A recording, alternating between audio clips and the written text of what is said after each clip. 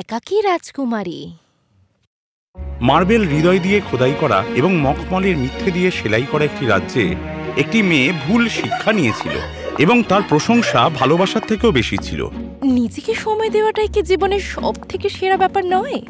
মানে নিজের জীবনের একটু ফাঁকা সময় কেই বা না চায়? আমি কাউকে বলতে পারবো না উনি আদৌ কোনো কিছুতে বিশ্বাস করেন না।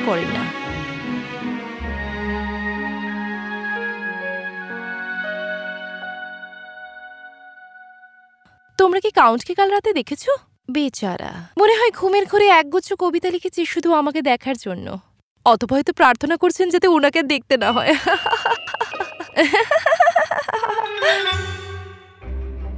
সে তার মাধুর্য এবং সৌন্দর্য ত্যাগ করেছিল, কিন্তু নিজেকে ভোলেনি।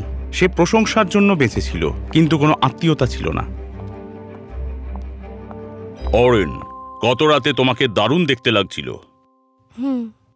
ধন্যবাদ বাবা। মানে বলতে চাইছি যে তুমি এত সুন্দর পোশাক কিনেছো আমার জন্য, যেটা নিয়ে সবাই এখানে আলোচনা করছে। অরেন কখনোই এই দ্বন্দ্বটা বুঝতে পারেনি। যখন সে নীরবে আরও মনোযোগ এবং অনুমোদনের জন্য আকুল ছিল, সে কখনোই তার প্রাপ্ত প্রশংসা পছন্দ করেনি। বিনা কারণে প্রশংসা সে নিজে কখনোই পছন্দ করেনি। অরেনকে দেখে মনে হতো সে খুশি, কিন্তু কখনোই তা নয়। সে চাইতো সে মহারানী হোক। বিষয়টা চমকপ্রদ, কিন্তু কখনোই তার নয়। অরেন কখনো কাউকে ভালোবাসেনি। সে নিয়ম মেনে চলত।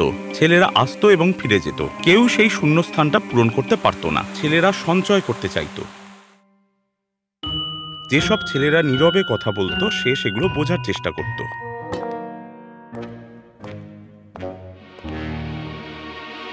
যে ছেলেরা তার শূন্যতাকে অনুভব করত এবং জাদু করার চেষ্টা করত। অরেন কখনো ভাবেনি সেই পুরুষদের পছন্দ করে কিনা। যে অরেনের সাথে থাকতে চাইতো, অরেন তার সাথেই থাকার জন্য প্রস্তুত ছিল, কারণ তার পক্ষে একাকিত্ব সহ্য করা খুব কঠিন হয়ে উঠেছিল। তার মাথায় সবসময় এটাই ছিল যে তারই কোনো দোষ ছিল। সে কখনো ভাবেনি যে সে ভুল সিদ্ধান্ত নিয়েছে কিনা। সবাই কেন আমাকে ছেড়ে চলে যায়? আমার ভালোবাসা কি খুব কঠোর, নাকি আমি বাড়াবাড়ি করে ফেলি? বোধহয় আমাদের আর কখনো দেখা হবে না। উনি আবার ভুল মানুষকে বেছে নিয়েছেন, আবার উনি কাঁদবেন। এবং সেটাই ছিল তার একাকিত্বের একমাত্র কারণ। যাদেরকে সে ভালোবাসত তারা সবাই তাকে ছেড়ে দিয়ে চলে যেত। কেউ জানতো না তাকে কিভাবে খুশি করা যায়। তারপর প্রিন্স জেকবস এলো। সুন্দর দেখতে, ভালো কথা বলে এবং সবার সাথে সে ভালো ব্যবহার করত। আর রাজকুমারী এটাকে ভালোবাসা ভেবে ভুল করেছিল। সুপ্রভাত রাজকুমারী।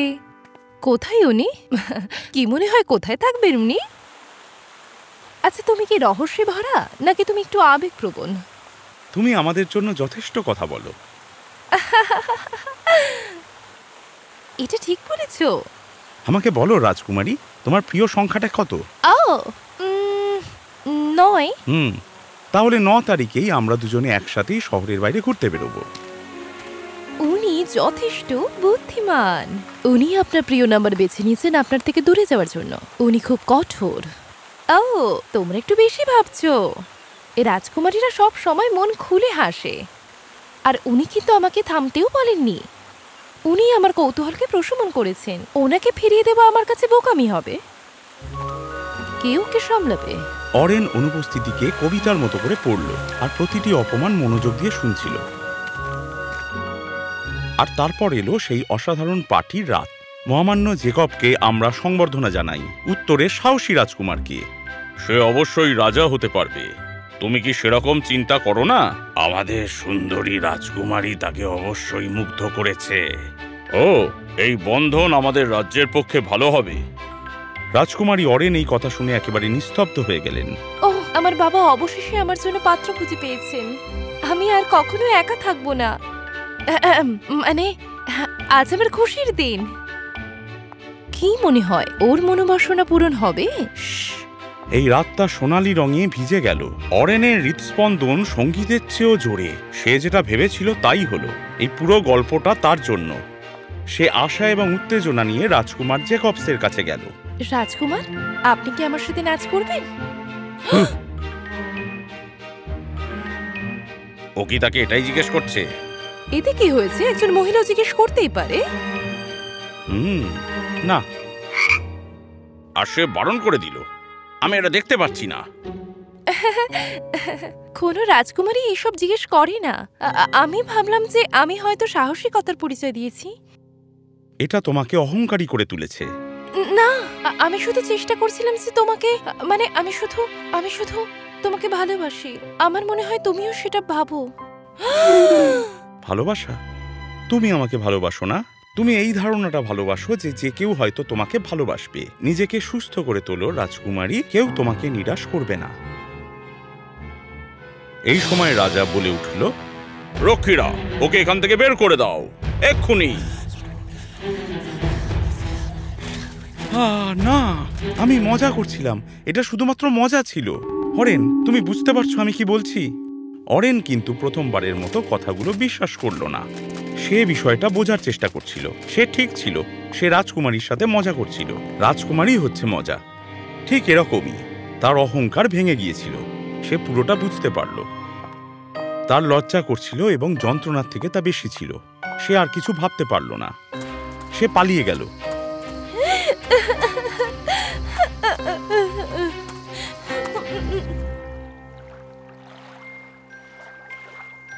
কোথায় আছি আমি? রাজকুমারী অরেন অন্য জগতে জেগে উঠল।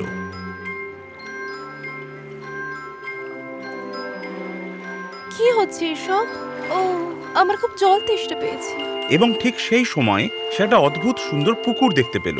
অরেন স্রোতের ধারে পৌঁছতে সক্ষম হলো এবং সে হাঁটু গেড়ে বসে এক চুমুক জল নিল। আমি আমার ছায়া কেন দেখতে পাচ্ছি না? কারণ তুমি বাস্তবে এখানে উপস্থিত নও। কে বললো এটা? জঙ্গলের আত্মা, আর তার সাথে আমি একজন মাশরুম ডেকোরেটর। আর এটা একটা আত্মার পুকুর। আত্মার পুকুর? এটা তোমার নিজস্বতাকে ফুটিয়ে তোলে, কিন্তু তোমার বেলায় হচ্ছে না, কারণ তুমি সেটা হারিয়ে ফেলেছো। আমি নিজস্বতাকে হারিয়ে ফেলেছি। নিজস্বতা না থাকলে প্রতিচ্ছবি থাকবে না। এটা কোনো নিয়ম নয়, এটা একটা সতর্কতা। রাজা যখন গোটা রাজ্য জুড়ে সৈনিকদের পাঠাচ্ছিলেন, রাজকুমারী অরেন তখন অনেক দূরে ছিল এবং সে একটা অদ্ভুত জঙ্গলে বসে পরীর সাথে কথা বলছিল। আমাকে আমার প্রতিচ্ছবিকে খুঁজে পেতেই হবে। একদম, এটাই তো এই বনের বিশেষত্ব। মানুষের সব হারিয়ে যাওয়া জিনিস এখানে পাওয়া যায়। তোমার নিজস্বতা যদি হারিয়ে থাকে, সেটা এখানেই কোথাও আছে। আর মনে রেখো রাজকুমারী, যতক্ষণ না তুমি তোমার নিজস্বতাকে ওই আত্মার পুকুরে খুঁজে পাবে, ততক্ষণ কিন্তু তুমি এখান থেকে যেতে পারবে না। তোমাকে এখন কিছু কাজ করতে হবে। প্রথমটা, নিজস্বতা খোঁজো। হ্যালো, ঠিক এটাই ভালো হবে যে আমি নিজস্বতাকে খুঁজতে থাকি। অরেন হাঁটা শুরু করলো, হাঁটতে লাগলো জঙ্গলের আরো গভীরে, যতক্ষণ না তার পা ব্যথা করলো। অবশেষে সে একটা গোলক ধাঁধার সামনে এসে দাঁড়ালো। খুব ভালো, কিন্তু মনে রেখো যে নিজস্বতা তুমি খুঁজছো সেটা নতুন নয়। এটা তোমার চারপাশেই আছে। ছোট্ট মেয়ে, পরীরা জানি কিভাবে মানুষের আবেগ নিয়ে খেলা করতে হয়। দাঁড়াও, ওটা কি?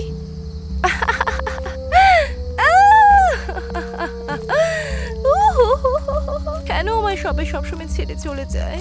আমি তোমায় ভালোবাসি রাজকুমার। আমি এগুলোকে যত্ন করে রেখে দিয়েছিলাম, যেগুলোকে আমার বাস্তবে রেখে দেওয়া উচিত হয়নি। এবং প্রতি মুহূর্তে অরেন দেখতে পাচ্ছিল তার স্মৃতিগুলো, করতালির মুহূর্ত, তার অনুভূত নীরবতা, মানুষের প্রশংসা, নীরবে দুঃখচারণ, এবং অবশেষে একটি ছোট্ট শিশু পিছন দিকে দেখতে পেল, কাঁদছিল। দিগন্তে একটি অদৃশ্য জাহাজ দেখতে পেল। এবং তারপরে অরেন ভেঙে পড়ল। সে ভালোবাসা পাওয়ার জন্য আকুল হয়ে উঠল। সে তার বাবা মায়ের রেখে যাওয়া ছোট্ট মেয়েটিকে খুঁজছিল। ওই সময় রাজ্যে সোনালী মেয়েটিকে পাওয়া গেল না এবং রাজকুমার জেকবসকে নির্বাসন থেকে ফিরিয়ে আনা হয়েছিল এবং শাস্তি দেওয়া হয়েছিল। ভালো মতো সেবা করো অহংকারী রাজকুমার, তোমার জন্য আমি আমার মেয়েকে হারিয়েছি। না বাবা। আরে কোথায় ছিলে তুমি? সত্যি আমি ভাবতেই পারছি না। ও ফিরে এসেছে। তুমি তোমার মেয়েকে খুঁজে পেয়েছো শুধুমাত্র ওর জন্য। ওকে ধন্যবাদ জানানো উচিত। সবাই চুপ করে গেল।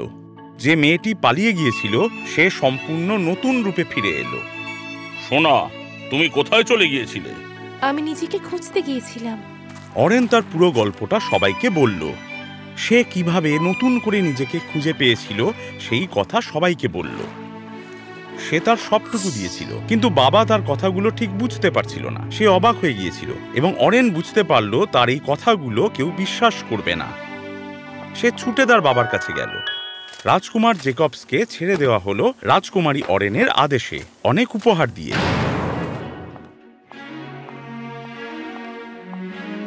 এবং রাজকুমারী অরেন, সে তখনও হাসছিল এবং নেচে চলেছিল, কিন্তু এখন সে করতালির জন্য এটা করেনি। সে মুক্ত মনে এটা করেছিল, আর এখন যখন সে করতালি পাবে সে অনুভব করছিল এবং এটা গ্রহণ করছিল। সে যান্ত্রিকভাবে করেনি, এটা সে আনন্দের সাথে করেছিল, সততার সাথে, পরিপূর্ণতার সাথে। এবং তার রাজত্বকালে রাজ্যটি সমৃদ্ধ হয়েছিল, কারণ যে মেয়েটি একবার ভালোবাসার জন্য ভিক্ষে করেছিল, নিজেকে ভালোবাসত, এরম একজন নারীতে পরিণত হয়েছিল, এবং সেই ভালোবাসা দিয়ে সবকিছু বেড়েছিল। আমি নিজেকে অন্যের চোখ দিয়ে দেখতে শুরু করেছিলাম, কিন্তু আমি ভুলে গেছিলাম যে আমি নিজেই নিজের জন্য যথেষ্ট। আমি নিজেকে দেখতে পাচ্ছি আর বুঝতে পারছি যে আমি নিজেই নিজের জন্য যথেষ্ট।